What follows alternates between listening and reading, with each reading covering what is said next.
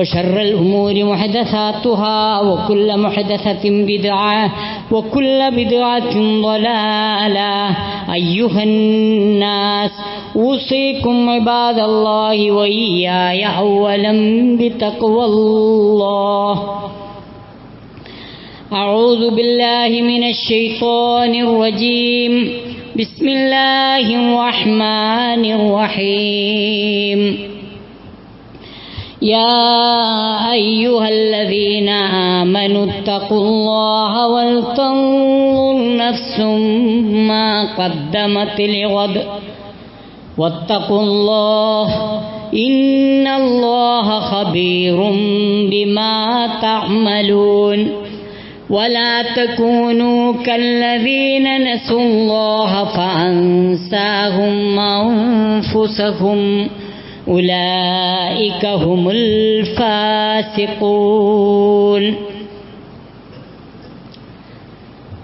സമാദരണീയരായ സത്യവിശ്വാസികളെ, മാന്യ സത്യവിശ്വാസിനികളെ, അള്ളാഹുവിൻ്റെ വിധിവിലക്കുകൾ മാനിച്ചും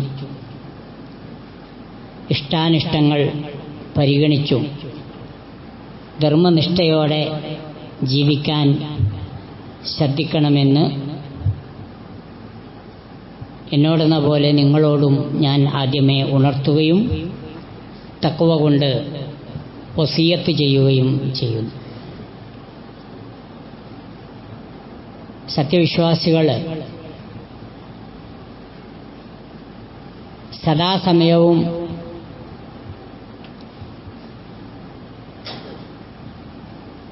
തൻ്റെ യഥാർത്ഥ ഭവനമായ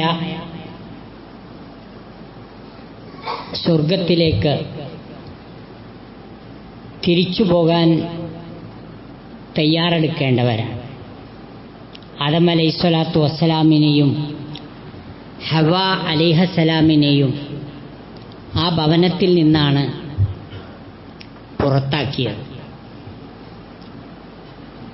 നമ്മുടെ ആ യഥാർത്ഥ ഭവനത്തിലേക്കുള്ള ഒരു തിരിച്ചുപോക്കിനുള്ള ഒരു ഇടവേള മാത്രമാണ് യഥാർത്ഥത്തിൽ ദുനിയാവ്. അതിനുവേണ്ടി ആവുന്നത്ര തയ്യാറെടുപ്പ് നടത്തുക എന്നതാണ് സാമർഥ്യമുള്ള ബുദ്ധിയുള്ള ഒരു വിശ്വാസി നടത്തേണ്ടത്. പ്രീ പ്ലാനിംഗ് ഇല്ലാതെ ഒരു കാര്യവും വിജയിക്കില്ല എന്ന് എല്ലാവർക്കും അറിയാം.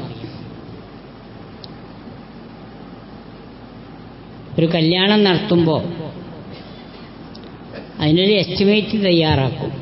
എത്ര ആളെ ക്ഷണിക്കണം, എന്ന് ക്ഷണിക്കും, ആരൊക്കെ എപ്പോഴൊക്കെ ക്ഷണിക്കും, ക്ഷണിച്ച ആളുകൾക്ക് എന്തെല്ലാം വിഭവങ്ങൾ കൊടുക്കാൻ കഴിയും, അവർക്ക് ഇരിക്കാൻ വേണ്ട സംവിധാനം എവിടെ ഏർപ്പെടുത്തും. അങ്ങനെ ഒരു കല്യാണം നടത്തുമ്പോൾ തന്നെ പലവട്ടം കൂടിയാലോചനകൾ നടത്തേണ്ടതുണ്ട്. അല്ലെങ്കിൽ ആ കല്യാണം പരാജയപ്പെടും. ഒരു ചെറിയ സമ്മേളനം നടത്തുമ്പോഴും അങ്ങനെ തന്നെയാണ്. ഇത് ജീവിതത്തിൻ്റെ എല്ലാ രംഗങ്ങളിലും വളരെ പ്രസക്തമായൊരു വിഷയമാണ് ഈ പ്രീ പ്ലാനിങ്. ഒരു പഴമൊഴി സാധാരണ നമ്മൾ കേൾക്കാറുണ്ട്, A goal without A plan is just A wish. ഒരു പ്ലാനിങ് ഇല്ലാതെ എന്തെങ്കിലും ഒരു ഗോള് നേടുക, ഒരു ലക്ഷ്യപ്രാപ്തി കൈവരിക്കുക എന്നത് ജസ്റ്റ് എ വിഷ്, അതൊരു പൂതിയാണ്. നടന്നോളന്നില്ല, ചിലപ്പോൾ വമ്പം പരാജയമാകും. എന്തുകൊണ്ട് നമ്മുടെ പല പല പരിപാടികളും പരാജയപ്പെടുന്നു എന്ന് ചോദിച്ചാൽ അവിടെ ഇതൊക്കെ വളരെ പ്രസക്തമാണ്. ഈ കാര്യങ്ങൾ ഒരു സ്ഥാപനം മുന്നോട്ട് കൊണ്ടുപോകുമ്പോൾ ആ സ്ഥാപനത്തെക്കുറിച്ച് നമ്മൾ നോക്കുകയാണെങ്കിൽ അതിനൊരു ഗോൾ ഉണ്ടാകും, അതിന് ഒരു വിഷനുണ്ടാകും, ഒരു മിഷനുണ്ടാകും. ഈ വിഷനും മിഷനും ഇല്ലാതെ ആധുനിക യുഗത്തിൽ സത്യത്തിൽ ഒരു സ്ഥാപനത്തെ മുന്നോട്ട് കൊണ്ടുപോകാൻ കഴിയില്ല. ഒരു സ്ഥാപനത്തെപ്പറ്റി നമ്മൾ അറിയണമെന്നുണ്ടെങ്കിൽ ആദ്യം നമ്മൾ തിരയുക ആ സ്ഥാപനത്തിൻ്റെ വിഷൻ എന്താണ്, അതിൻ്റെ മിഷൻ എന്താണ് എന്നതാണ്. എന്നാൽ ഇബ്നുൽ ഖയ്യിം റഹിമഹുല്ല സൂചിപ്പിച്ച ഒരു സംഗതി ശ്രദ്ധേയമാണ്. വലിയ അഹ്മക്കായ മനുഷ്യൻ, തനി പൊട്ടൻ എന്ന് നാടൻ മലയാളത്തിൽ പറയാവുന്ന പൊട്ടൻ ആരാന്നറിയോ? അയാൾ കഴുതയേക്കാൾ ബുദ്ധി കുറഞ്ഞ മനുഷ്യനാണ്. പക്ഷെ കഴുതയേക്കാൾ എന്ന് പറയുമ്പോൾ സാധാരണ ആളുകൾ അങ്ങനെ പ്രയോഗിച്ചു വന്നതുകൊണ്ടാണ് കഴുത ബുദ്ധിയില്ലാത്ത മൃഗമായി മാറിയത്. പോത്തും അങ്ങനെ തന്നെയാണ്. താരതമ്യേന പോത്തൊക്കെ അത്യാവശ്യം ബുദ്ധിയുള്ള കൂട്ടത്തിലാണ് എന്നാണ് ശാസ്ത്രം പറയണത്. അന്തമില്ലാതെ ശാസ്ത്രബോധമില്ലാതെയാണ് പോത്തിനെ ആൾക്കാർ കുറ്റം പറയണത്. അതിരിക്കട്ടെ, അത് നമ്മളെ വിഷയമല്ല. കഴുതന്റെ ബുദ്ധി പോലും ഇല്ലാത്ത മനുഷ്യന്മാരെ കുറിച്ചാണ് നമ്മൾ സംസാരിക്കുന്നത്. അതാണ് ഇബ്നുൽ ഖയ്യിം റഹിമഹുല്ല പറഞ്ഞത്. എന്താണെന്നറിയോ? കഴുതക്ക് ആ യജമാനനെ അതിൻ്റെ സ്ഥാനത്ത് എത്തിക്കാൻ കഴിയും. പുറത്ത് കയറിയിരുന്നാൽ മതി. കഴുതക്ക് ഒരു വട്ടം കാണിച്ചു കൊടുത്താൽ മതി എവിടെയാണ് യജമാനൻ്റെ വീട് എന്ന്. പിന്നെ കയറിയിരുന്നാൽ മതി. അല്ലാതെ ഗൂഗിൾ മാപ്പ് ഇട്ട് കൊടുക്കേണ്ടതില്ല, എല്ലായിടത്തും പിടിച്ച് തിരിച്ചേണ്ടതുമില്ല. ഇനി അതുമല്ല, രാത്രിയിൽ കഴുതനെ വിട്ടാലും മനുഷ്യന് കഴിയാത്തതാണത്. ആ രാത്രിയിൽ വിറകിട്ട് പിന്നെ ചുമന്ന് അത് എത്തിക്കേണ്ടടുത്ത് എത്തിക്കാൻ ഒരു കഴുതക്കറിയും. യജമാനന്റെ ശബ്ദം കേട്ടിട്ട് ഡിക്ഷണറി ഒന്നും നോക്കേണ്ട ആവശ്യമില്ല, എന്തിപ്പോ യജമാനൻ പറഞ്ഞതെന്ന്. ആ ശബ്ദം കേട്ടിട്ട് അതിൻ്റെ പ്രവർത്തനങ്ങളെ നിയന്ത്രിക്കാനും തിരഞ്ഞെടുക്കാനും കഴിയും.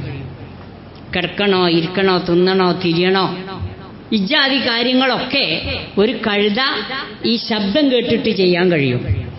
കഴുതക്ക് യജമാനന്റെ വീട്ടിലേക്ക് ആരുടെ സഹായവുമില്ലാതെ ഒന്നോ രണ്ടോ പ്രാവശ്യം കാണിച്ചു കൊടുത്താൽ അത് ഏത് പാതിരാക്കും ആ വീട്ടിലേക്ക് തിരിച്ചു ചെല്ലാൻ, അതിൻ്റെ ഡ്യൂട്ടിയുമായി അല്ലെങ്കിൽ ഡ്യൂട്ടി കഴിഞ്ഞിട്ട് ചെല്ലാൻ കഴുതക്ക് കഴിയും. ഇവിടെയാണ് മനുഷ്യന്റെ ഏറ്റവും വലിയ അപാകത.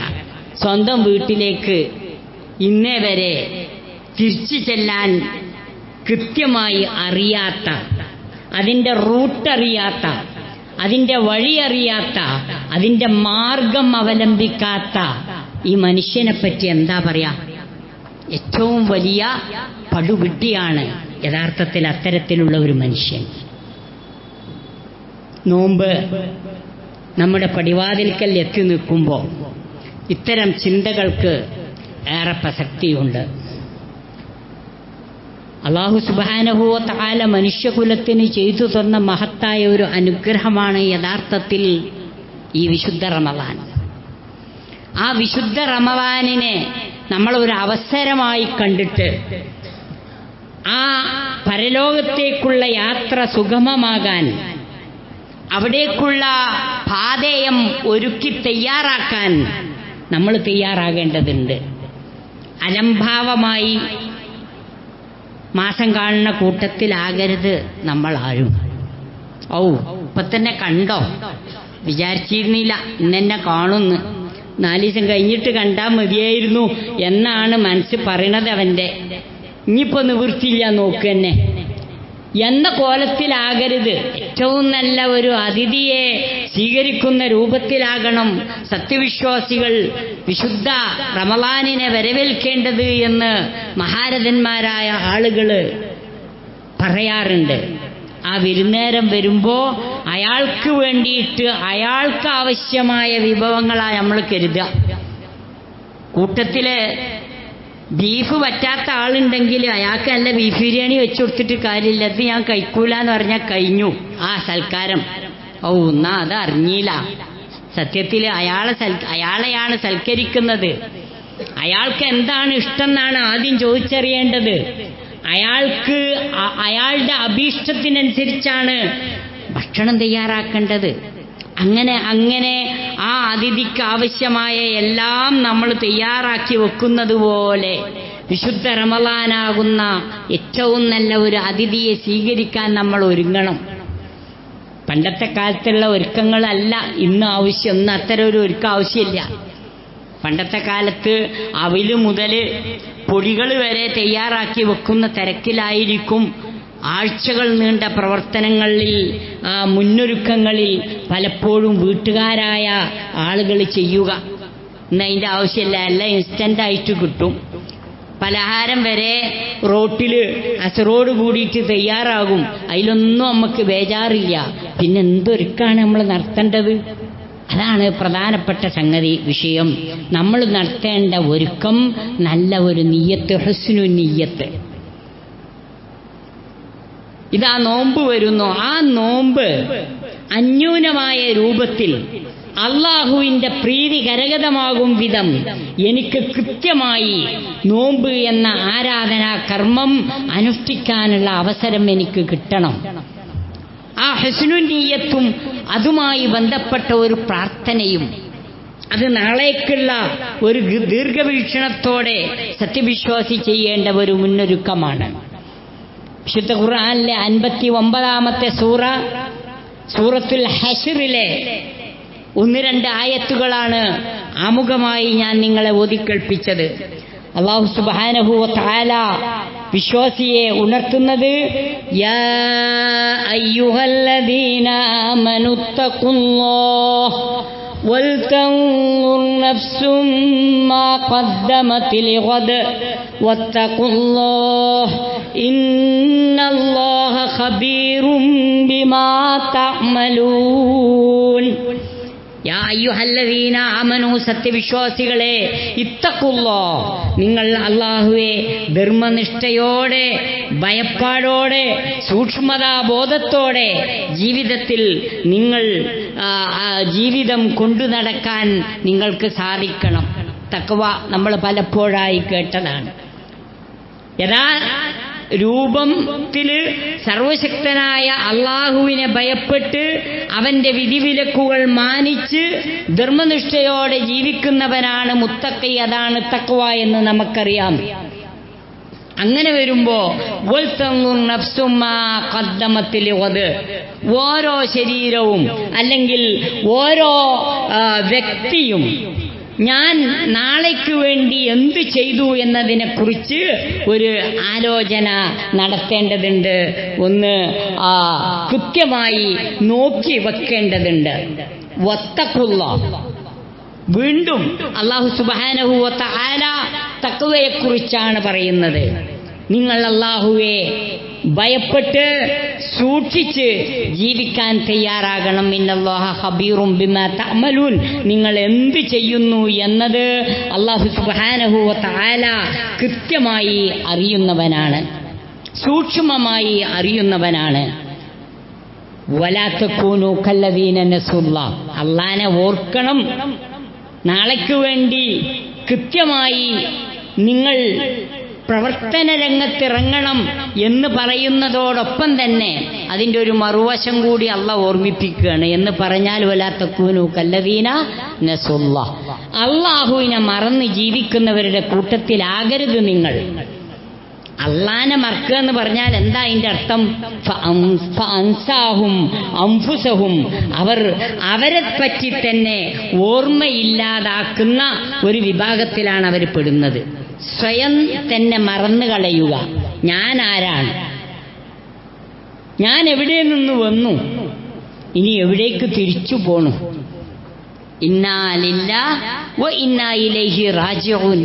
ഇസ്തിർജാഇന്റെ ആ ഒരു അകമ്പൊരുൾ ജീവിതത്തിൽ എപ്പോഴും കാത്തു സൂക്ഷിക്കേണ്ടവനാണ് വിശ്വാസി. അങ്ങനെ ഓർമ്മയില്ലാതെ ജീവിക്കുന്നവരുടെ കൂട്ടത്തിലാകരുത്. സതന്തമു ഇൻ റഹൽത ബിഗൈരി സാദിൻ, ആ പരലോകത്തേക്കുള്ള യാത്രയ്ക്ക് വേണ്ട വിഭവം നീ ഒരുക്കുന്നില്ലെങ്കിൽ ആ യാത്രയിൽ നീ അങ്ങേ അറ്റം ദുഃഖിതനായി മാറും. സതന്തമു ഇൻ റഹൽത ബിഗൈരി സാദിൻ വതശ്ഖാ യുനാദികൽ മുനാദി. പെട്ടെന്ന് മലക്കുൽ മൗത്ത് വന്നിട്ട് ഇനി ഇറങ്ങണം എന്ന് പറയുമ്പോണ്ടല്ലോ, ആ തിരിച്ചുപോക്കിന്റെ സമയത്ത് നീ പരാജിതരുടെ കൂട്ടത്തിലായി പോകും. അത്തറുല്ലാ അൻ തകൂന റഫീഖ ഖൗമിൻ ലഹും സാദുൻ വഅൻത ബിഗൈരി സാദി. ഒരു കാര്യം ഓർക്കണം, നിന്റെ കൂട്ടുകാരായ ആളുകളൊക്കെ എന്തെങ്കിലുമൊക്കെ സാദ് കരുതിയിട്ടുള്ളവരാ. ആരൊക്കെയുണ്ട്? നമ്മളെ കൂട്ടുകാര് പലരും ഉണ്ട്. അവരിൽ പലരും കൃത്യമായി ജമാഅത്തിന് പങ്കെടുക്കുന്നവരാണ്. അവരിൽ പലരും റബ്ബിനെ ഭയപ്പെട്ട് സൂക്ഷ്മതയോടെ ജീവിക്കുന്നവരാ. അവരിൽ പലരും നാളേക്ക് വേണ്ടി പലതും ചെയ്തു വെക്കുന്നവരാ. ആ കൂട്ടത്തിലാണോ നമ്മൾ? ഇല്ലെങ്കിൽ നമ്മൾ വളരെ ദുഃഖിതരാകും. അവരുടെ കയ്യിലൊക്കെ ആവശ്യമായ സാദ് പാതേയം അവർ കരുതിയിട്ടുണ്ടാകും. നമ്മളോ ആരോടും ചോദിക്കാൻ പറ്റാത്ത യാത്രയാണത്. ആർക്കും മറ്റൊരാൾക്ക് വേണ്ടി യാതൊന്നും ചെയ്യാൻ പറ്റാത്ത ഒരു യാത്രയാണത്. അത് വല്ലാത്ത ഖേദത്തിനിടയാക്കും. ഹജ്ജുമായി ബന്ധപ്പെട്ട് നിങ്ങളുടെ പാതേയം നിങ്ങൾ കരുതണമെന്ന് പറയുന്നിടത്താണ് സൂറത്തുൽ ബഖറയിൽ അല്ലാഹു ഓർമ്മിപ്പിച്ചത്, വതസവ്വദൂ ഫഇന്ന ഖൈറസ്സാദി തഖ്വാ മിൻകും വത്തഖൂനി യാ ഉലിൽ അൽബാബ്. നിങ്ങൾക്ക് വേണ്ട യാത്രാ മുന്നൊരുക്കങ്ങൾ നടത്തണം. എന്നാൽ ആ മുന്നൊരുക്കങ്ങളിൽ അതിപ്രധാനമായത് തഖ്വയാണെന്ന കാര്യം നിങ്ങൾ മറക്കാതിരിക്കുക. വത്തഖൂനി യാ ഉലിൽ അൽബാബ്. ബുദ്ധിയുള്ള മനുഷ്യന്മാരെ, ജീവിതത്തിന്റെ നിഖില മേഖലകളിലും നിങ്ങൾ എന്നെ സൂക്ഷ്മതയോടെ കരുതണം. അള്ളാഹുവിന്റെ വിധിവിലക്കുകൾ മാനിച്ചുകൊണ്ടാകണം നിങ്ങൾ ജീവിക്കേണ്ടത് എന്ന് അള്ളാഹു സുബ്ഹാനഹു വ തആല നമ്മളെ ഓർമ്മിപ്പിക്കുകയാണ്. നമുക്കറിയാവുന്ന പോലെ നല്ല ഒരു നിയ്യത്ത് നമ്മുടെ മനസ്സിലുണ്ടാവുക. എല്ലാ അമലുകളും അല്ലാഹു സുബ്ഹാനഹു വ തആല സ്വീകരിക്കുന്നത് നിയ്യത്തിന്റെ അടിസ്ഥാനത്തിലാണെന്ന് സംശയലേശമന്യേ അള്ളാഹുവിന്റെ പ്രവാചകൻ പഠിപ്പിച്ചത് എല്ലാവരും ഹിജ്റക്ക് ഒരുങ്ങുമ്പോഴാണ്. അതിനൊരു പശ്ചാത്തലമുണ്ട്. സ്വന്തം നാടും വീടും ഉറ്റവരെയും ഉടയവരെയും വിട്ട് മക്ക വിട്ട് മദീനയിലേക്ക് വിശുദ്ധ പലായനം നടത്തുന്ന വിശ്വാസികളോടാണ് അള്ളാഹുവിന്റെ പ്രവാചകൻ പറഞ്ഞത്, ഇന്നമൽ അഅ്മാലു ബിന്നിയാത്ത്. നിങ്ങളുടെയൊക്കെ അമലുകൾക്ക് പ്രതിഫലം ലഭിക്കുക നിങ്ങളുടെ ഉദ്ദേശ ശുദ്ധിക്കനുസരിച്ചാണ്. അള്ളാഹുവിന്റെ കൽപ്പനയനുസരിച്ച്, അള്ളാഹുവിന്റെ റസൂലിന്റെ കൽപ്പനയനുസരിച്ച്, അള്ളാഹുവിന്റെ പ്രീതി കാംക്ഷിച്ചാണ് നിങ്ങൾ മക്ക വിട്ട് മദീനയിലേക്ക് പോകുന്നതെങ്കിൽ അതായിരിക്കും അവരുടെ ലക്ഷ്യം. അതാണ് അവർക്ക് നേടാൻ കഴിയുക. അള്ളാഹുവിന്റെ പ്രീതിയായിരിക്കും അവർക്ക് ലഭിക്കുക. അതല്ല ഫമൻ കാനത്ത് ഹിജ്റത്തുഹു. ഇനി ഒരാളുടെ ഹിജ്റ അയാൾ ഉദ്ദേശിച്ച വല്ല ദുന്യവിയായ താല്പര്യത്തിനു വേണ്ടിയാണെങ്കിൽ അതേ അവന് കിട്ടൂ. അതല്ലെങ്കിൽ അയാൾ നിക്കാഹ് കഴിക്കാൻ ഉദ്ദേശിക്കുന്ന, വിവാഹം കഴിക്കാൻ ഉദ്ദേശിക്കുന്ന ഒരു പെണ്ണിനെ വിചാരിച്ച് പ്രവാചകൻ പ്രത്യേകം എടുത്തു പറഞ്ഞു, ആ പെണ്ണ് മക്ക വിട്ട് മദീനയിലേക്ക് പോവുകയാണ്. ഇനി ഞാൻ ഇവിടെ നിന്നിട്ട് കാര്യമില്ല, അവളെ കല്യാണം കഴിക്കണം എന്നുണ്ടെങ്കിൽ എനിക്കും മദീനയിലേക്ക് പോയേ പറ്റൂ എന്ന് വിചാരിച്ച് താൻ നിക്കാഹ് കഴിക്കാൻ ഉദ്ദേശിക്കുന്ന ഒരു പെണ്ണിനെ ഉദ്ദേശിച്ചാണ് വല്ലവരും അങ്ങനെ മക്ക വിട്ട് മദീനയിലേക്ക് വിശുദ്ധ പലായനം നടത്തുന്നത് എങ്കിൽ അവന് ആ പെണ്ണിനെ കിട്ടുള്ളൂ. അവന്റെ ആ ഉദ്ദേശമേ സാക്ഷാത്കരിക്കപ്പെടുകയുള്ളൂ. അപ്പൊ ദുന്യവിയായ കാര്യലാഭങ്ങളാകരുത്, മറിച്ച് ഉഖ്റവിയായ നേട്ടമാകണം. അള്ളാഹുവിന്റെ പ്രവാചകൻ റമളാൻ സമാഗതമാകുന്ന സന്ദർഭത്തിൽ വിശ്വാസികളെ കൂട്ടിയിട്ട് പ്രത്യേകം അവരെ ഉത്ബോധിപ്പിച്ച കാര്യമായിരുന്നു അത്. ഇതാ നിങ്ങൾക്കിതാ ഒരു പുണ്യകരമായ മാസം സമാഗതമായിരുന്നു, ആയിരിക്കുന്നു. ഖദ് ഹദറ റമളാനു ശഹ്റു ബറക. അള്ളാഹുവിന്റെ അനുഗ്രഹങ്ങൾ ചൊരിയുന്ന മാസമാണത്. യഗ്ശാകുമുല്ലാഹു ഫീഹി ഫയൻസിലുല്ലാഹു അർറഹ്മ. അള്ളാഹുവിന്റെ റഹ്മത്ത്, ഫയൻസിലുർ റഹ്മ, ആ അള്ളാഹുവിന്റെ കാരുണ്യം വർഷിക്കുന്ന മാസം കഴിഞ്ഞില്ല. യുഹിത്തുൽ ഖതായ, നിങ്ങളുടെ പാപങ്ങൾ അള്ളാഹു നിങ്ങൾക്ക് പുറത്തു മാപ്പാക്കി തരുന്ന മാസം. നിങ്ങളുടെ പ്രാർത്ഥനക്ക് അള്ളാഹു ഉത്തരമേകുന്ന മാസം. ആ മാസത്തിൽ നിങ്ങൾ നടത്തുന്ന സൽക്കർമ്മങ്ങളിൽ കാണിക്കുന്ന മാത്സര്യമുണ്ടല്ലോ, അത് അള്ളാഹു സുബ്ഹാനഹു വ തആല നോക്കിക്കാണും. എന്നിട്ട് അള്ളാഹുവിന്റെ മലക്കുകളോട് നിങ്ങളുടെ കാര്യത്തിൽ അള്ളാഹു അഭിമാനം നടിക്കും. എന്റെ അടിമ എന്നെ ഭയപ്പെട്ടുകൊണ്ട്, എന്റെ സ്വർഗം കാംക്ഷിച്ചുകൊണ്ട്, എന്റെ നരകം ഭയപ്പെട്ടുകൊണ്ട് അവൻ ചെയ്യുന്ന കർമ്മങ്ങൾ നോക്കൂ എന്ന് മലക്കുകളോട് അഭിമാനപൂർവ്വം അള്ളാഹു പറയും. അതുകൊണ്ട് നിങ്ങളുടെ ഭാഗത്തു നിന്ന് പരമാവധി ഖൈറുകൾ ചെയ്യാൻ നിങ്ങൾ ശ്രദ്ധിക്കണം. ആരാണ് പരാജിതൻ? മൻ ഹറമ ഫീഹി റഹ്മത്തല്ലാഹ് അസ്സ വജൽ, സർവശക്തനായ അള്ളാഹുവിന്റെ റഹ്മത്തിൽ നിന്ന് വിദൂരത്താക്കപ്പെട്ടവനാണ്. നമ്മളൊന്ന് ഭയപ്പെടണം. അത്തരം വിഭാഗത്തിൽ പെടാതിരിക്കാൻ അള്ളാഹുവിന്റെ പ്രീതിയും അള്ളാഹുവിന് ഇഷ്ടപ്പെട്ട പ്രവർത്തനവും പരമാവധി കാഴ്ചവെക്കാൻ സത്യവിശ്വാസികൾ എന്ന നിലക്ക് നമ്മൾ പ്രത്യേകം ശ്രദ്ധിക്കേണ്ടതുണ്ട്. അള്ളാഹു സുബ്ഹാനഹു വ തആലയിൽ നിന്ന് അതിനുള്ള തൗഫീഖ് ലഭിക്കാൻ നമ്മൾ പ്രത്യേകം പ്രാർത്ഥിക്കേണ്ടതുണ്ട്. നബി തിരുമേനി സല്ലല്ലാഹു അലൈഹി വസല്ലമ ആ തൗഫീഖിന്റെ കാര്യം പ്രത്യേകം എടുത്തു പറയുകയും വിശുദ്ധ ഖുർആനും ഹദീസും അത് പ്രത്യേകം നമ്മെ പഠിപ്പിക്കുകയും ചെയ്തിട്ടുണ്ട്. ആരും വിചാരിക്കേണ്ടതില്ല എന്റെ കഴിവുകൊണ്ട് എനിക്ക് ഇന്നതൊക്കെ നേടിയെടുക്കാൻ കഴിഞ്ഞു എന്ന്. അവിടെയാണ് തൗഫീഖ്. എല്ലാ കഴിവുണ്ടായിട്ട് നമ്മിൽ പലരും ദരിദ്ര നാരായണന്മാരായി പ്രയാസങ്ങൾ അനുഭവിക്കുന്നവരുടെ കൂട്ടത്തിൽപ്പെട്ടത് എന്തുകൊണ്ടാണ്? നന്നായി ഒരു കാലത്ത് പഠിച്ചയാളിന് ആ പഠിപ്പ് കൊണ്ട് പ്രത്യേക ഉപകാരമൊന്നും കിട്ടാതെ പോയത് എന്തുകൊണ്ടാണ്? അങ്ങനെ നമ്മളിൽ വന്നു ചേർന്ന നന്മ തിന്മകളൊക്കെ അല്ലെങ്കിൽ ഖൈറും ഷർറുമായ കാര്യങ്ങളൊക്കെ നമ്മൾ കൃത്യമായി മനസ്സിലാക്കണം. എല്ലാം റബ്ബിന്റെ തൗഫീഖ് കൊണ്ട്. ആ തൗഫീഖിനായിട്ട് നിങ്ങൾ പ്രാർത്ഥിക്കണം. വിശുദ്ധ ഖുർആൻ പറഞ്ഞു, മൻ ആമില സ്വാലിഹൻ മിൻ ദക്കരിൻ ഔ ഉൻസാ വഹുവ മുഅ്മിൻ ഫലനുഹയ്യിയന്നഹു ഹയാതൻ ത്വയ്യിബ. സത്യവിശ്വാസികളായിക്കൊണ്ട് ആണാകട്ടെ പെണ്ണാകട്ടെ നല്ല ഒരു ജീവിതം നയിക്കാൻ ഒരാൾ ശ്രദ്ധിക്കുകയാണെങ്കിൽ അവർക്ക് അല്ലാഹു സുബ്ഹാനഹു വ തആല അത്തരത്തിലുള്ള ഒരു വിശിഷ്ടമായ ജീവിതം പ്രദാനം ചെയ്യും. വലനജിസിയന്നഹും അഹ്സന മാ അമിലു ബിഅഹ്സനി മാ കാനൂ യഅമലൂൻ. അല്ലാഹു സുബ്ഹാനഹു വ തആല അവർ ചെയ്ത കർമ്മങ്ങളിൽ ഏറ്റവും ഉന്നതമായത് നോക്കിയിട്ട് അതിനുള്ള പ്രതിഫലമാണ് അല്ലാഹു നൽകുക. അപ്പൊ നല്ല കർമ്മങ്ങൾ തിരഞ്ഞെടുത്തുകൊണ്ട് അള്ളാഹുവിനോട് തൗഫീഖിന് വേണ്ടി നന്മക്കായി പ്രാർത്ഥിക്കണമെന്നാണ് ഈ പറഞ്ഞതിന്റെ അർത്ഥം. അപ്പോ മഹാരഥന്മാരായ മുഫസ്സിറുകളൊക്കെ മുഹദ്ദിസുകളൊക്കെ ഈ തൗഫീഖിനെ വിശദീകരിച്ചത് ഫഅസാസു തൗഫീഖ് അമലു സ്വാലിഹാത്ത്. തൗഫീഖ് ലഭിക്കുക എന്ന് പറഞ്ഞാൽ അതിന്റെ അർത്ഥം പരമാവധി സുഹൃതം ചെയ്യുക എന്നത് തന്നെയാണ്.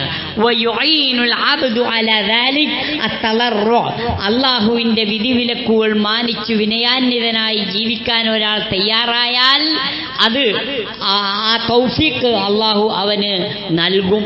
അവനെ ഭയപ്പെട്ട് ജീവിക്കാൻ തയ്യാറാവുകയും പരമാവധി നന്മ നിറഞ്ഞ ഒരു ജീവിതത്തിന് സന്മനസ് കാണിക്കുകയും അത് തെരഞ്ഞെടുക്കുകയും ചെയ്യുമ്പോൾ അല്ലാഹു സുബ്ഹാനഹു വ തആല നന്മകൾ നിറഞ്ഞ ജീവിതത്തിലേക്ക് നമ്മളെ വഴിചേർക്കും. അത് നമുക്ക് എളുപ്പമാക്കി തരും.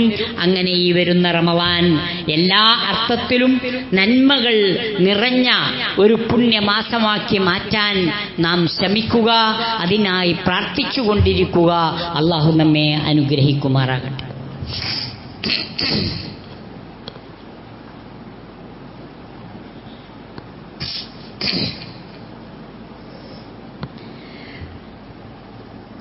അൽഹംദുലില്ലാഹ് അൽഹംദുലില്ലാഹില്ലദീ ഹദാനാ ലിഹാദാ വമാ കുന്നാ ലിനഹ്തദിയ ലൗലാ അൻ ഹദാനല്ലാഹ് വസ്സലാത്തു വസ്സലാമു അലാ റസൂലില്ലാഹ് വഅലാ ആലിഹി വസഹ്ബിഹി അജ്മഈൻ.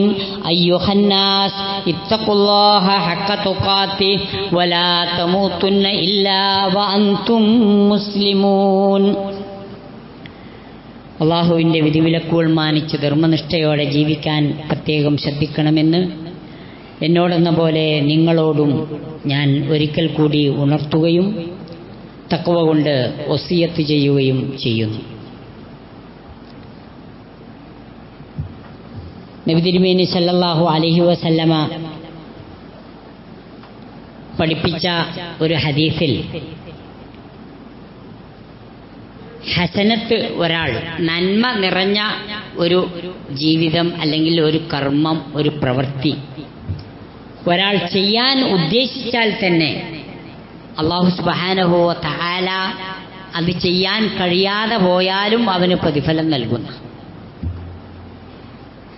ഇശ നിസ്കരിച്ചു ജമാഅത്തായിട്ട് അയാളുടെ മനസ്സിലുണ്ട് ഇൻഷാ അല്ലാഹ് സുബ്ഹി ജമാഅത്തിലേക്ക് എത്തണം.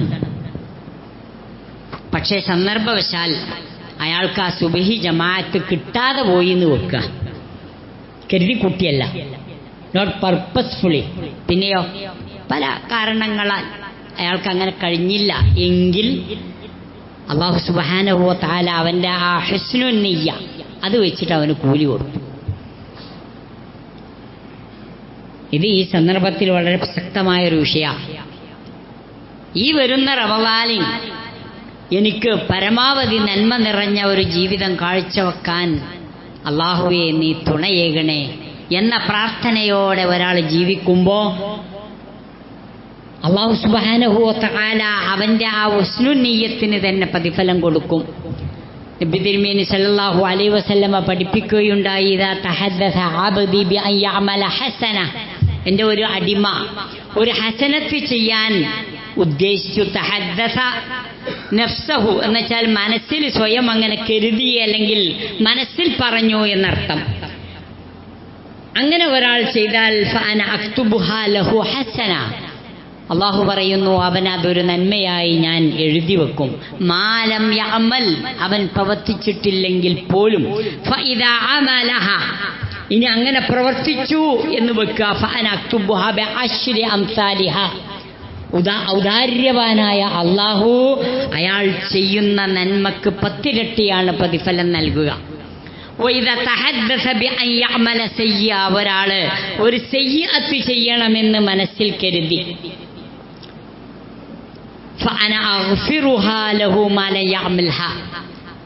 അയാൾ ചെയ്തിട്ടില്ലെങ്കിൽ ഞാൻ അവന് പുറത്തു കൊടുക്കും. അയാൾ ആ പാപം ചെയ്തു കരുതിയതുപോലെ എങ്കിൽ അയാൾ ചെയ്ത ആ ഒരു തെറ്റ് 1 ആയിട്ട് പഠിച്ചവൻ എഴുതു. നന്മയാണെങ്കിലോ അത് 10 ആയിട്ട് എന്നല്ല 70 ആയിട്ട് 700 ആയിട്ട് വരെ അല്ലാഹു സുബ്ഹാനഹു വ തആല അവന് കൊടുക്കും. അതുകൊണ്ട് ഈ ഒരു സംഗതി കൂടി നമ്മൾ പ്രത്യേകം മനസ്സിൽ കരുതുക. നാളേക്ക് വേണ്ടി എന്തൊക്കെ ഞാൻ ചെയ്തു വെച്ചു എന്നതിനെ കൃത്യമായി നമ്മൾ വിലയിരുത്തുക. നബി തിരുമേനി സല്ലല്ലാഹു അലൈഹി വസല്ലമ പറഞ്ഞതുപോലെ സമർത്ഥമായ ഒരു ജീവിതം വിഡ്ഢികളുടെ കൂട്ടത്തിൽ നമ്മൾ പെടാതെക്കുക. അബ്ദുല്ലാഹിബിൻ ഉമർ റളിയല്ലാഹു അൻഹുമ പറയുകയാണ്, പ്രവാചകന്റെ കൂടെ ഇങ്ങനെ ഇരിക്കുമ്പോൾ അൻസാരികളിൽപ്പെട്ട ഒരാൾ വന്നു. كنت مع رسول الله صلى الله عليه وسلم فجاءه رجل من الأنصار فسلم على النبي صلى الله عليه وسلم, പ്രവാചകനോട് സലാം പറഞ്ഞു. ثم قال يا رسول الله أي المؤمنين أفضل, അദ്ദേഹം ചോദിച്ച ചോദ്യം ഏറ്റവും നല്ല മുഅ്മിൻ ആരാണെന്നാണ്. ഖാല, പ്രവാചകൻ അതിന് പറഞ്ഞ മറുപടി അഹ്സനുഹും ഖുലുഖ, നല്ല സ്വഭാവമുള്ള മനുഷ്യനാണ് നല്ല മുഅ്മിൻ. അപ്പോൾ അടുത്ത ചോദ്യം, ഖാല ഫഅയ്യുൽ മുഅ്മിനീൻ അഖിയസ്, നല്ല ഒരു സമർത്ഥൻ എന്ന് പറയാൻ പറ്റിയ, ബുദ്ധിമാൻ എന്ന് പറയാൻ പറ്റിയ ആളാരാണ് റസൂലേ എന്ന് റസൂലിനോട് ചോദിച്ചപ്പോൾ ഖാല അക്സറുഹും ലിൽ മൗതി ദിക്റാ, മരണത്തെക്കുറിച്ച് എപ്പോഴും ഓർക്കുന്നയാളാണ് സമർത്ഥൻ. കാരണം ക്ഷണികമാണ് ദുനിയാവ്. അതിനുവേണ്ടി നന്നായി ഒരുങ്ങുന്നവരുമാണ് ആര്? സമർത്ഥൻ, ബുദ്ധിമാൻ. ഉലൈകൽ അഖിയാസ്, ആ ബുദ്ധിമാന്മാരുടെ കൂട്ടത്തിലാണ് നമ്മൾ ഉൾപ്പെടേണ്ടത്. അതിനുള്ള തൗഫീഖിന് വേണ്ടിയാണ് നമ്മൾ പ്രാർത്ഥിച്ചുകൊണ്ടിരിക്കേണ്ടത്. അള്ളാഹു നമ്മെ അനുഗ്രഹിക്കുമാറാകട്ടെ. ഒന്ന് രണ്ട് കാര്യങ്ങൾ ഖുതുബയുടെ അവസാനത്തിൽ പറയേണ്ടതുണ്ട്. ഒന്ന്, നമ്മുടെ ഒരു സഹോദരി, നമ്മുടെ പള്ളിയുമായും മറ്റൊക്കെ ബന്ധപ്പെടുന്ന ഒരു സഹോദരിയാണ്. അവർ ഒരു ഹാർട്ടിൻ്റെ ഒരു വാൽവ് ഓപ്പറേഷനുമായി ബന്ധപ്പെട്ട് ചികിത്സിക്കാനുള്ള പുറപ്പാടിലാണ്.